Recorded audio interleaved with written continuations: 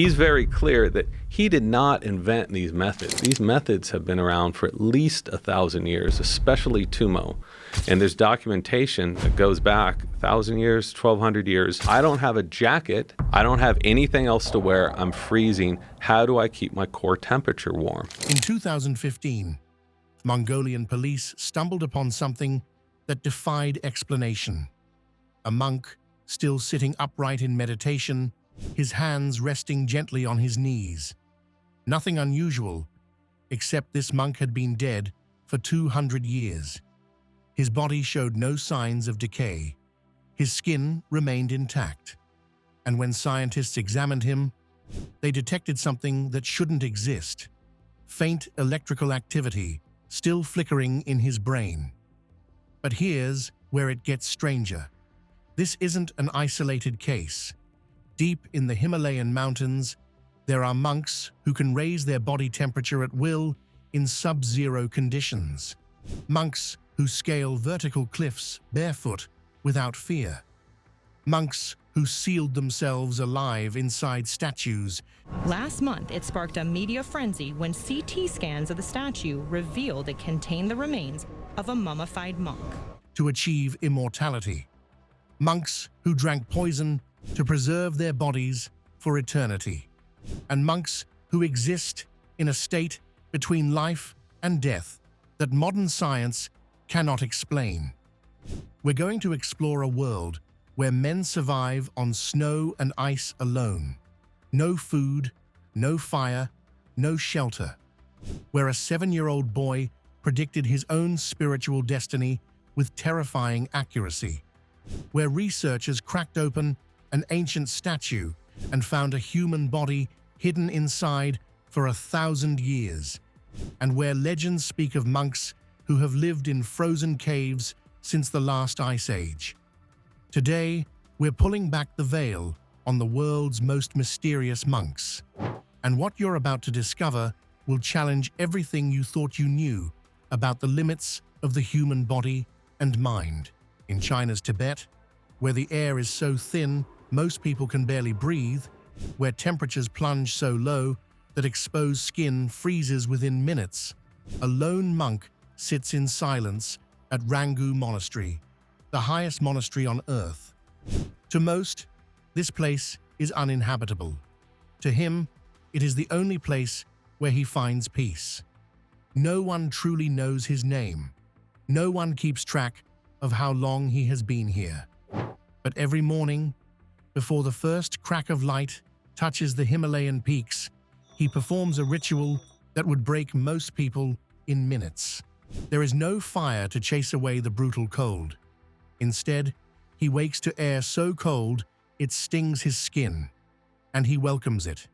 He reaches into the snow with bare hands, scooping up the frozen earth. He presses it against his body, not as a test, not as punishment, but as surrender. His only drinking water comes from the ice he gathers. He holds it in his palms until his own body heat turns it liquid, then sips slowly, reverently, as if it carries something sacred. But here's the thing. Water isn't the only thing he has given up. While most of us crumble at the mere thought of skipping a single meal, this monk has erased the need for food entirely. His strength doesn't come from nourishment. It comes from complete mastery of the mind. For hours, he sits perfectly still, his lips moving in whispers, chanting mantras that fill the empty air with something unseen. He practices what is called unclutching, a state of letting go of all thoughts, all desires, all fears, not fighting them, not resisting them, simply stepping away, like watching snowflakes drift down without trying to catch them. To him, this mountain is not a harsh wilderness. It is a sacred temple where he seeks to dissolve himself into something greater. He believes that by surrendering completely, giving up comfort, attachment, even his own identity, he can merge with the divine presence of Shiva, the cosmic force of destruction and transformation. The biting cold, the hunger, the solitude. These are not challenges to overcome. They are doorways to a deeper, infinite truth. What makes his story even more remarkable is that he isn't performing for anyone. There are no cameras, no audience, no recognition, just a man, a mountain, and an unwavering commitment to transcendence that most of us will never understand. Now, while this monk surrenders himself to the brutal grasp of winter, another monk was caught defying gravity itself, clinging to a sheer rock face hundreds of meters above the earth. In 2020, a video surfaced online that left millions in disbelief. A woman, equipped with ropes and a safety harness, climbed a near-vertical mountain face with intense focus. She carefully navigated each foothold, her movements calculated and cautious. Every step required concentration. Every grip demanded precision. But right beside her, something almost supernatural was happening. A monk, barefoot and without a single piece of climbing gear, moved up the rock face like he was taking a casual stroll. No ropes, no harness, no fear. The clip, shared on social media, racked up over 510,000 views and 22,000 likes. Comments flooded in from around the world. Some credited his impossible ascent to yoga, meditation, and years of discipline. Others called it the ultimate display of clumsy versus experienced. Many pointed out his technique, moving side to side to lessen the steepness, proving that mastery isn't just about strength, but wisdom. But one question kept surfacing. How can a human body defy gravity like that? The secret isn't just physical. Through relentless training, this monk conditioned his mind to stay completely still, even in the face of danger.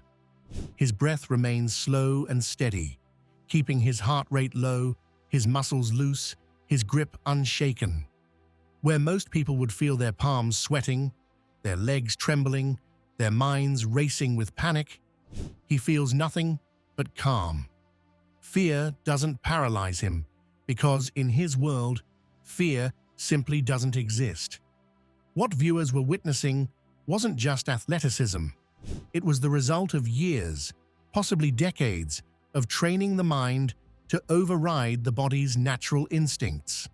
The same instincts that tell you to freeze when you look down from a great height.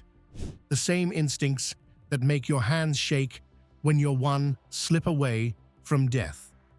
He had silenced all of it. These monks trained for decades to achieve such feats. But what if I told you some monks aren't just masters of their bodies? They carry the wisdom of multiple lifetimes. The Galwa Karmapa is not merely a leader, he is a force of nature, a living current of wisdom flowing through centuries. As the head of the Karma Kagyu lineage, he carries the spiritual weight of countless lifetimes. Here's how it works.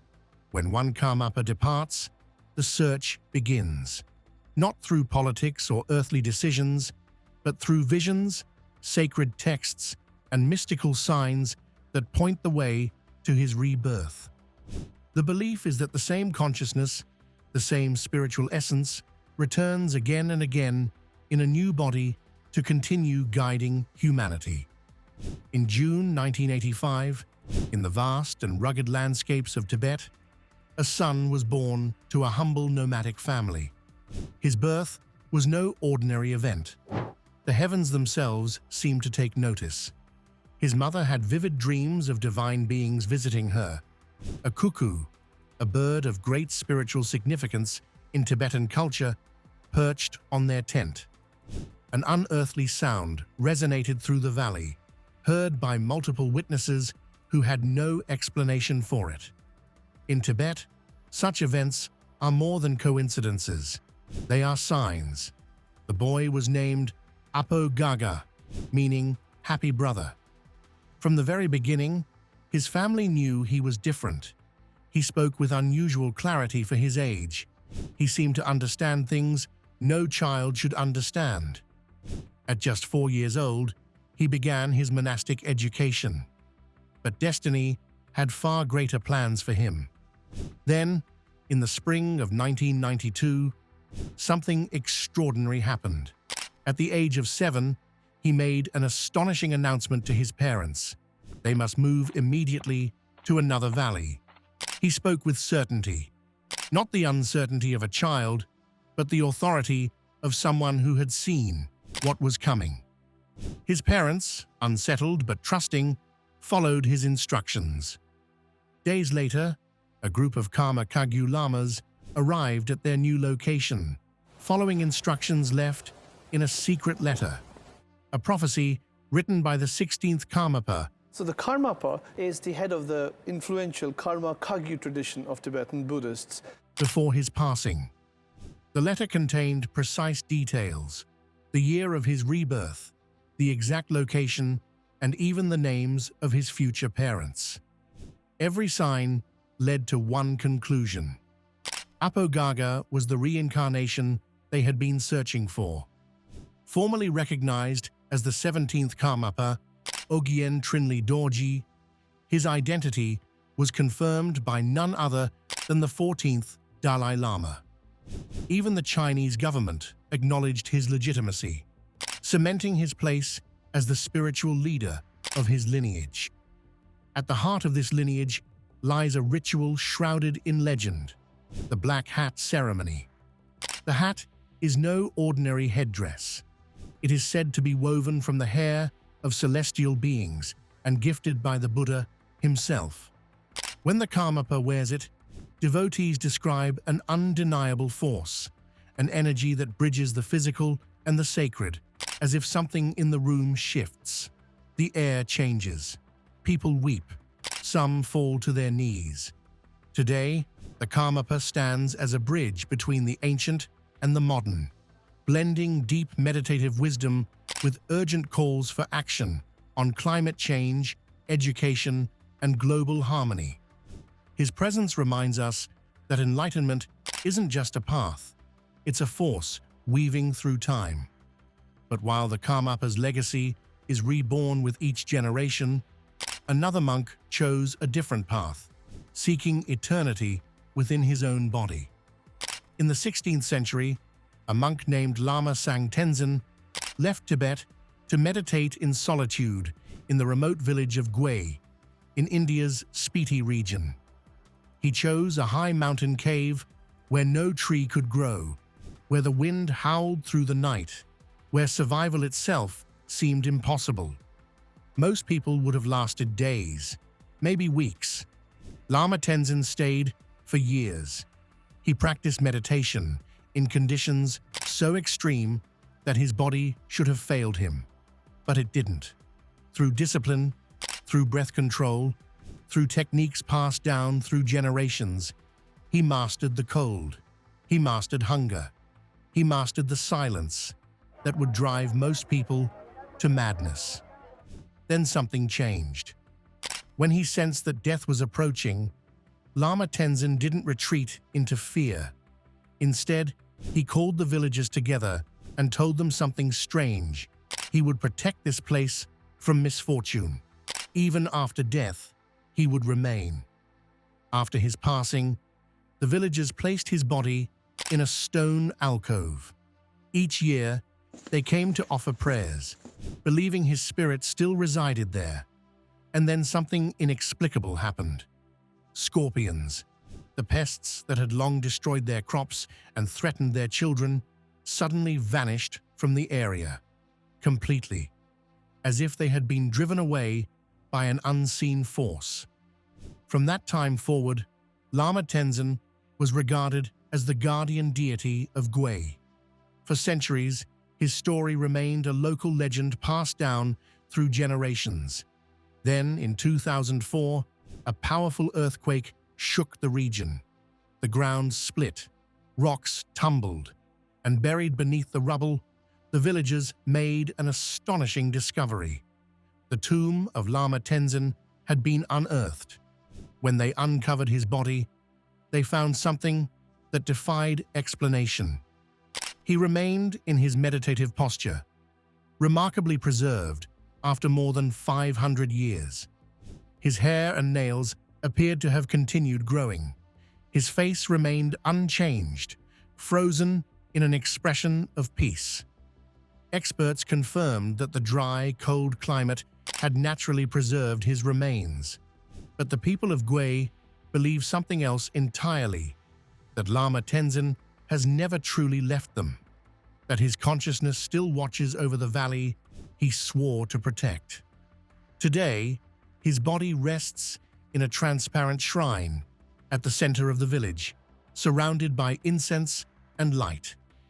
Whenever snowstorms sweep through, villagers say it is Lama Tenzin watching over them, just as he promised.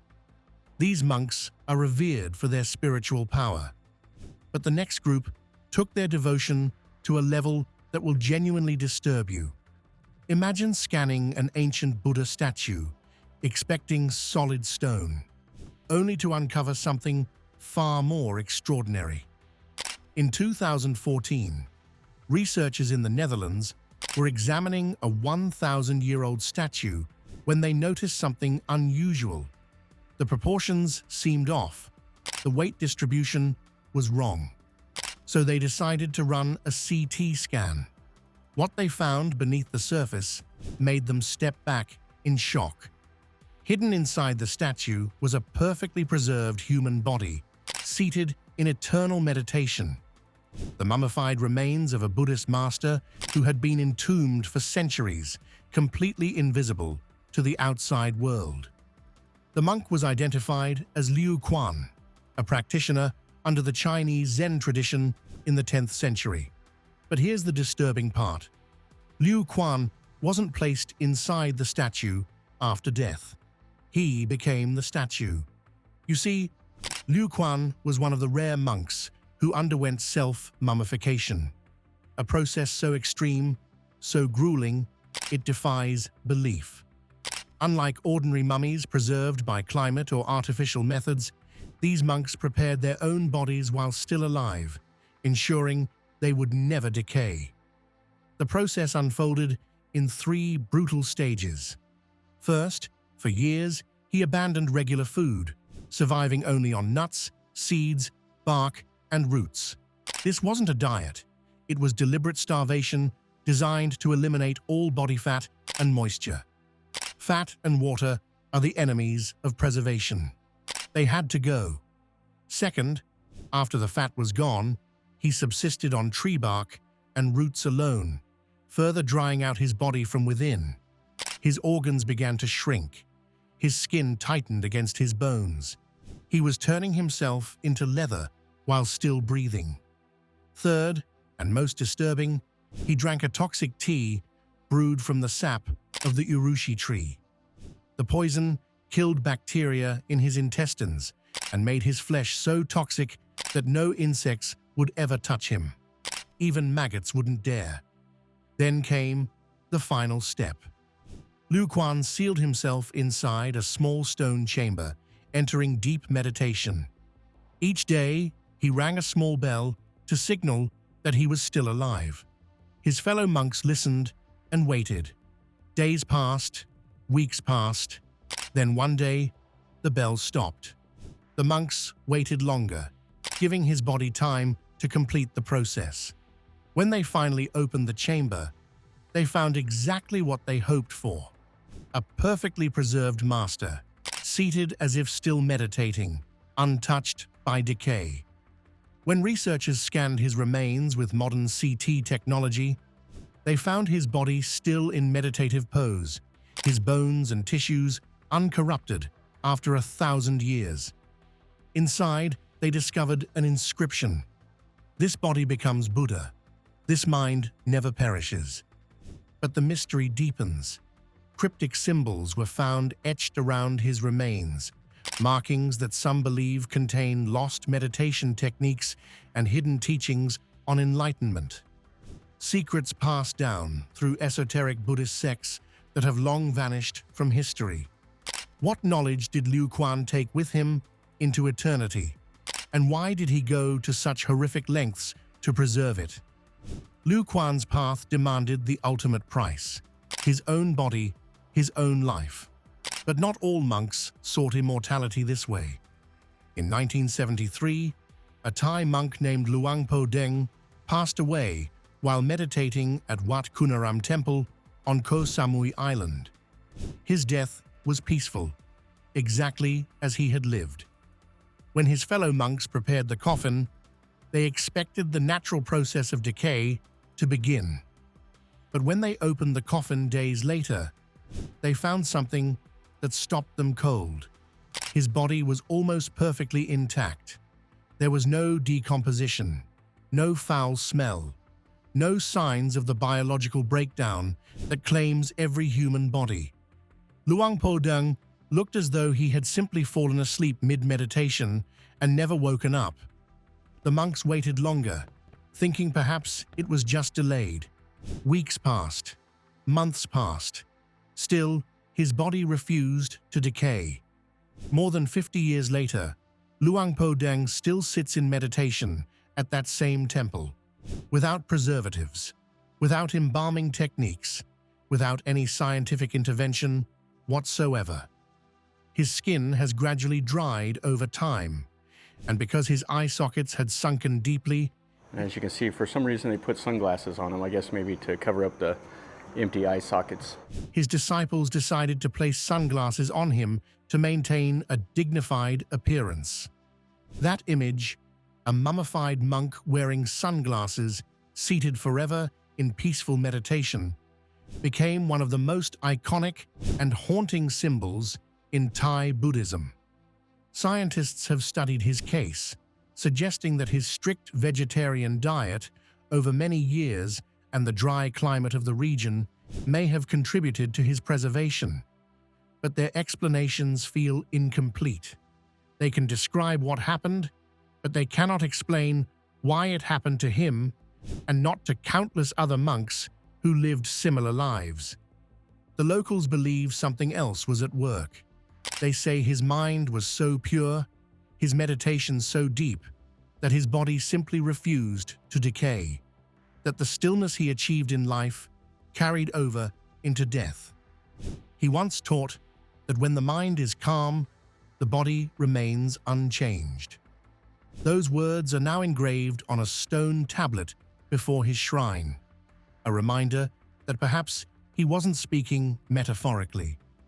Visitors to the temple bow in silence, feeling the stillness that fills the room. To them, Luang Po Deng is living proof that meditation has real physical power, perhaps even the ability to transcend biological law. These monks prepared for death over years, sometimes decades.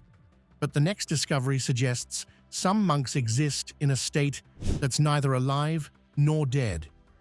In 2015, Mongolian police discovered something that sent shockwaves through both scientific and spiritual communities. A monk, seated upright in meditation, his back perfectly straight, his hands resting on his knees in the dhyana mudra, a gesture of intense focus. Though he had been dead for approximately 200 years, his body showed no signs of decay. He looked as though he had simply paused mid-meditation and never woke up. Local monks immediately recognized what they were seeing. He was in a state of tukdam. Tukdam is described as a rare meditative state where the body slows so much that it practically stops functioning. The heart stops beating, breathing ceases, and yet somehow the practitioner remains in a state between life and death.